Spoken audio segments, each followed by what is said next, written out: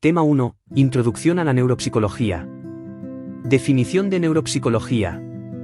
Aunque desde tiempos antiguos se reconoce al cerebro como el órgano de la mente, el estudio científico de esta relación comenzó a consolidarse en el siglo XIX. Sin embargo, no fue hasta mediados del siglo XX que la neuropsicología emergió como una disciplina científica bien definida.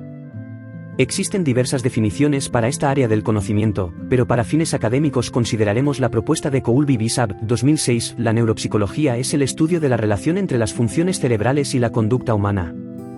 En esta asignatura, adoptaremos un enfoque clínico, centrándonos especialmente en la conducta patológica derivada de daños cerebrales. Ideas fundamentales de la neuropsicología. La neuropsicología es producto de la integración entre la psicología y las neurociencias, destacándose por su interés en las funciones psicológicas superiores. Esta disciplina se sustenta en dos principios clave. El cerebro como origen del comportamiento. Todas las conductas humanas tienen un fundamento biológico, ya que las funciones y acciones están vinculadas a estructuras cerebrales específicas. Esto significa que el cerebro, como órgano material, está regido por las leyes de la naturaleza. La neurona como unidad básica. El sistema nervioso está compuesto por neuronas, unidades independientes que interactúan entre sí. Todo comportamiento observable o no observable, como los procesos cognitivos, depende de la activación de diversas áreas cerebrales. Esta interrelación implica que los cambios en el cerebro generan modificaciones en el comportamiento. Las experiencias y conductas también producen transformaciones a nivel cerebral, como en las conexiones sinápticas o en la liberación de neurotransmisores. Un pilar de la neuropsicología es la asociación entre ciertas áreas anatómicas y funciones psicológicas específicas. Neuropsicología clínica. El objetivo principal de la neuropsicología clínica es la evaluación y rehabilitación de las alteraciones psicológicas asociadas a lesiones cerebrales.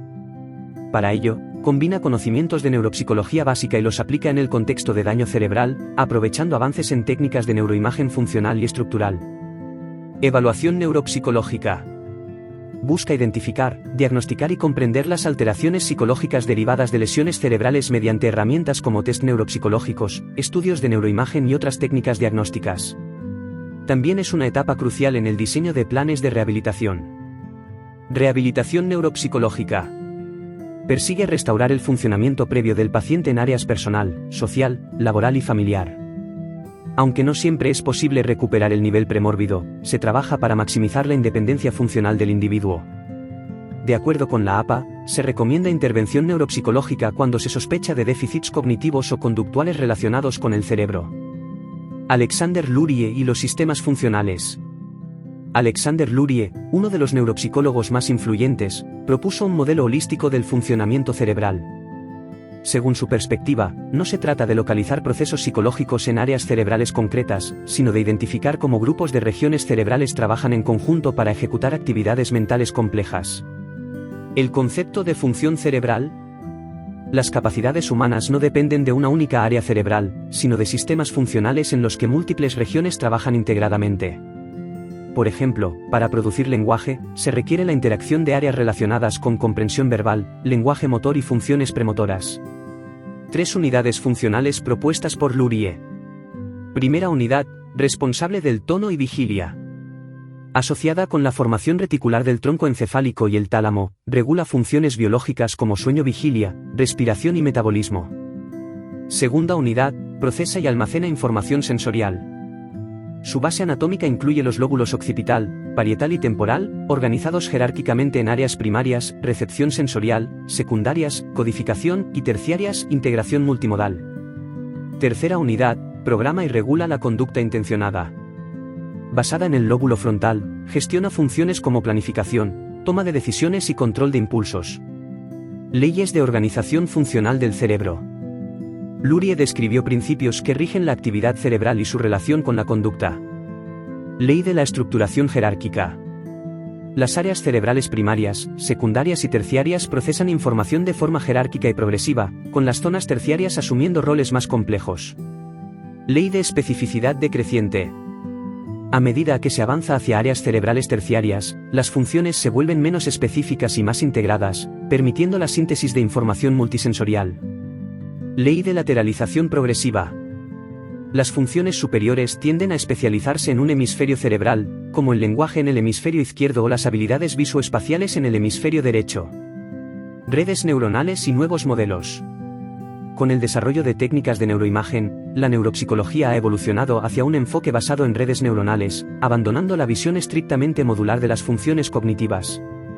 Características de las redes neuronales. Representan información cognitiva de forma amplia y distribuida. Se originan a partir de módulos sensoriales y motores elementales. Funcionan mediante interacciones complejas entre múltiples nodos neuronales. Cada neurona puede formar parte de diversas redes y funciones. Clasificación de las redes neuronales funcionales. Red por defecto, activa durante estados de reposo cognitivo. Sistema ejecutivo central, involucrado en el razonamiento y la planificación. Red de atención dorsal, coordina la atención voluntaria. Sistema de memoria del lóbulo temporal medial, responsable de la consolidación de recuerdos. El enfoque de metaredes en las funciones cerebrales complejas, Herbet y Dufault, 2020. A medida que los procesos psicológicos se vuelven más complejos, las redes cerebrales implicadas tienden a ser más amplias y difusas. Los estímulos sensoriales básicos suelen ser procesados en redes locales bien definidas y segregadas desde el punto de vista anatómico. Sin embargo, las funciones superiores dependen de redes corticales distribuidas en diversas regiones del cerebro. Este procesamiento escalonado implica que: integración local. Las áreas corticales especializadas procesan la información sensorial de manera localizada. Integración global. La información procesada localmente se combina en redes más amplias, formando una red global. Metaredes funcionales transitorias. En los procesos más complejos y dirigidos a metas específicas, las redes especializadas interactúan y forman una metared funcional temporal. Estas metaredes se activan según las demandas cognitivas del contexto y permiten comportamientos flexibles y adaptativos. Herbet y Dufault señalan que este funcionamiento jerárquico, que va desde redes locales altamente segregadas hasta redes ampliamente distribuidas, es crucial para la flexibilidad cognitiva. Este mecanismo no solo facilita el aprendizaje avanzado, sino que también permite la compensación funcional en caso de daño cerebral. Conectoma, variabilidad cerebral y función. El estudio del conectoma y de las redes neuronales ha arrojado luz sobre las diferencias anatómicas y funcionales entre individuos. Mientras que las estructuras subcorticales presentan poca variabilidad, las áreas corticales muestran mayor diversidad, especialmente en funciones complejas. Ejemplo de variabilidad en el lenguaje. Estudios con cirugía cerebral en pacientes despiertos revelan que las áreas clásicas del lenguaje, como Broca y Wernicke, no son esenciales para todas las personas. Esto demuestra que las funciones cognitivas superiores pueden reorganizarse y adaptarse según las necesidades del individuo. El proceso dual de la cognición.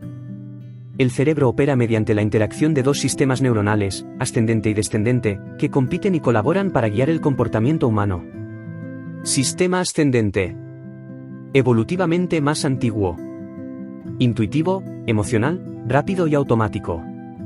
Está relacionado con la supervivencia y responde de forma inmediata a estímulos, con un bajo consumo de recursos cognitivos. Su base anatómica incluye regiones subcorticales y mesolímbicas que gestionan emociones, recompensas y conductas automatizadas. Sistema descendente. Más reciente en términos evolutivos. Racional, analítico y lento. Requiere esfuerzo y está basado en la lógica, funciones ejecutivas y autocontrol. Se sustenta en la corteza prefrontal y permite la planificación y el control de impulsos, siendo crucial para la autorregulación y la resistencia a gratificaciones inmediatas. El éxito de la autorregulación depende del control ejercido por el sistema descendente sobre las regiones subcorticales relacionadas con la recompensa y la emoción. Según estudios de neuroimagen, el 98% de las actividades cerebrales son automáticas, guiadas principalmente por el sistema ascendente.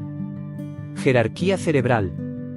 El cerebro opera en un modelo jerárquico heterárquico, donde los niveles superiores pueden modular directamente los inferiores para generar comportamientos complejos.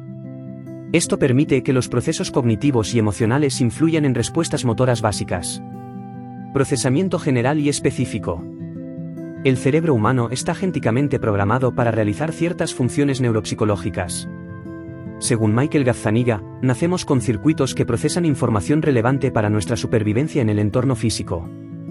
Estas capacidades innatas son producto de la evolución y han permitido a nuestros ancestros adaptarse y prosperar. Ejemplo de capacidades innatas. Circuitos especializados para el lenguaje. falta de circuitos específicos para orientarse bajo el agua, como sucede con los peces. El cerebro no crea nuevas funciones en respuesta a desafíos ambientales, en su lugar, adapta los mecanismos existentes. Por ejemplo, los cerebros de los astronautas comparten la misma estructura que los de los cazadores-recolectores, pero utilizan sus recursos de manera innovadora frente a las exigencias actuales. El rol de la consciencia. Gazzaniga sugiere que nuestra consciencia no controla nuestras acciones, sino que interpreta y da sentido a los procesos automáticos del cerebro. Este mecanismo, denominado el intérprete, genera narrativas coherentes aunque a veces incorrectas sobre nuestras decisiones y comportamientos. Ámbitos de actuación profesional en neuropsicología.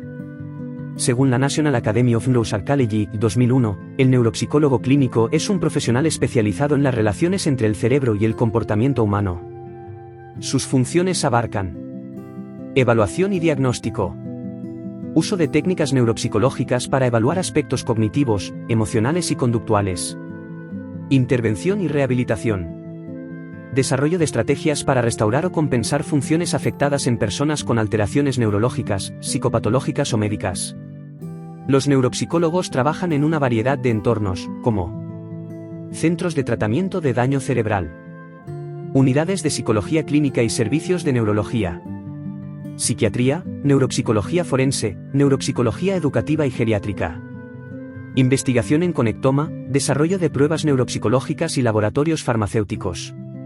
Conclusión. El cerebro humano funciona mediante una red compleja de sistemas jerárquicos y heterárquicos que integran procesos básicos y avanzados, permitiendo la flexibilidad cognitiva y la adaptación a entornos cambiantes. La neuropsicología sigue avanzando, revelando no solo los mecanismos que sustentan nuestras capacidades, sino también su diversidad y potencial para la recuperación funcional.